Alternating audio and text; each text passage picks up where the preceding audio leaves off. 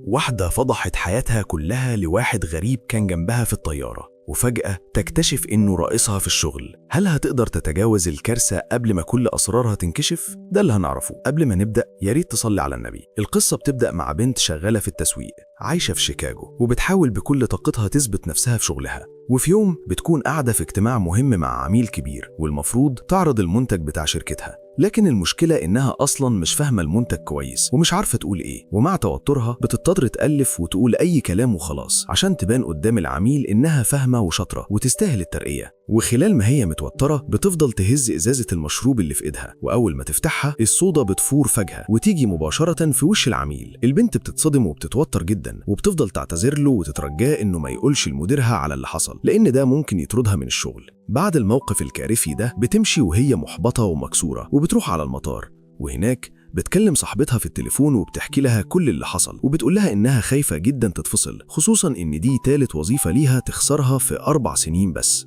بتركب الطيارة وبتقعد في الدرجة العادية، لكن مضيفة الطيران بتاخد بالها إنها متضايقة جدا، فبتقول لها إن في كرسي فاضي في الدرجة الأولى وممكن تقعد فيه من غير ما تدفع حاجة. البنت بتفرح جدا وبتروح تقعد في الدرجة الأولى، وبيبقى قاعد جنبها راجل غريب شكله هادي وشيك وبيتكلم في الموبايل. بعد شوية من إقلاع الطيارة فجأة الطيارة بتدخل في مطبات هوائية جامدة جدا وبتبدأ تهتز بعنف. البنت بتخاف بشكل هستيري وبتبدأ تعيط، وفي اللحظة دي بتفتكر إنها ممكن تموت فعلا، فتقرر تقول كل اللي جواها وتبدأ تحكي للراجل الغريب كل أسرارها. بتقوله إنها مش راضية عن حياتها، وإنها لسه ما حققتش أي حلم من أحلامها، ولا سافرت ولا عملت حاجة نفسها فيها. وبتعترف إنها بتكره شغلها، وإن أول اجتماع مهم ليها كان فشل كامل، وإنها شايفة نفسها مش ناجحة. وبتقول كمان إنها مرتبطة بشخص لكنها أصلا مش بتحبه، وعمرها ما حست إنها بتحب حد بجد. وبتفضل تحكي وتحكي وتفضح كل أسرارها لمدة نص ساعة كاملة، وهي فاكرة إن دي آخر لحظات في حياتها. وفجأة الراجل بيقول لها إن كل حاجة خلصت والطيارة وصلت بالفعل. هي بتتصدم وتستوعب إنها كانت بتقول كل فضايحها من غير أي سبب،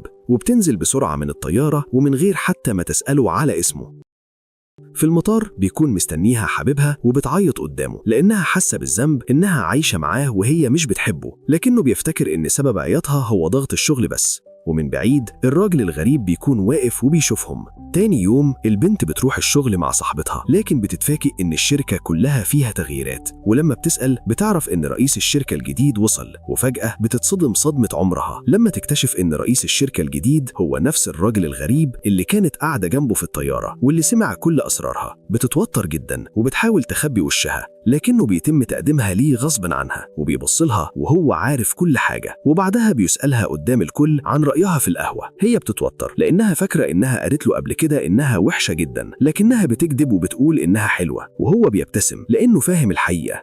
بعد كده هي بتروح له مكتبه وبتقول له إنها ما كانتش تعرف إنه رئيس الشركة، وبتترجاه إنه ما يفصلهاش. هو بيوافق فورا، لكن بشرط إنها ما تقولش لأي حد إنها شافته قبل كده. وهي بتوافق فورا وبتطلب منه كمان إنه ما يقولش أسرارها. وبعدها بيحصل اجتماع مهم عن المنتج الجديد، لكن طريقة العرض بتكون مملة جدا، وهو بيقول لهم إنهم لازم يبقوا أبسط في شغلهم. وفي نفس الوقت هي بتنفصل عن حبيبها وبتبدأ تركز في شغلها أكتر. وفي يوم رئيس الشركة بيطلبها في مكتبه وبيسألها عن رأيها في المنتج، وخلال الكلام بيعرف إنها انفصلت. وفجأة بيقترح إنهم يخرجوا يتغدوا سوا. هي بتتكسف، لكنها بتقوله إنهم ممكن يخرجوا بالليل، وهو بيوافق.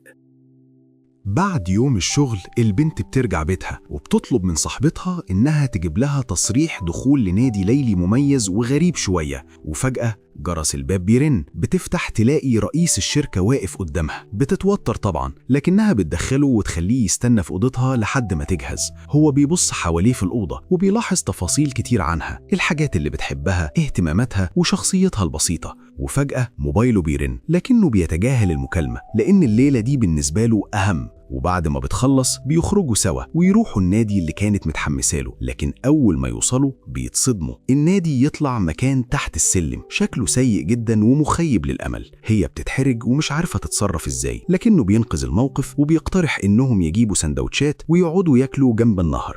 وهناك بيبان عليه الحزن فجأة، وبيفتكر إنه كان بيقعد في نفس المكان ده مع صاحبه القديم قبل ما يموت. وفجأة موبايله بيرن تاني، المرة دي بيضطر يرد ويبعد شوية، وبيتكلم عن خطة بديلة وعن سفره مرة تانية لمدينة شيكاغو. وبعد ما بيقفل بيرجع يقعد معاها كأن مفيش حاجة حصلت. هي بتسأله عن المكالمة لكنه بيرفض يقول، وبتسأله سؤال أهم: إزاي فاكر كل أسرارها اللي قالتها في الطيارة، وإزاي حد زيه ممكن يعجب بواحدة زيها؟ بيرد بكل هدوء ويقول إنها مختلفة عن أي بنت عرفها، وإنه من اللحظة اللي شافها فيها وهو معجب بيها.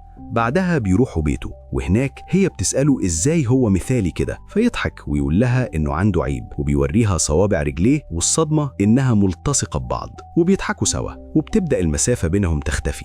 بعد كده هي بتحكي لصاحبتها عن اللي بيحصل بينهم، وصاحبتها بتقول لها إنها ممكن تستغل علاقتها بيه عشان تترقى في الشغل، لكنها بترفض وبتقول إنها مش عايزة تستغله. وبتمر الأيام وعلاقتهم بتقرب أكتر وأكتر، لكن جواها إحساس بالقلق لأنه دايما مشغول بمكالمات وبيخبي حاجات عنها. وفي يوم بترجع من الشغل وبتلاقي صاحبتها بتحضر لعرض رقص خاص بالشغل، وبتقول لها إن حتى القاضي هيحضر العرض. وفجأة تسألها سؤال غريب: هل تعرف أي حاجة عن ماضيه؟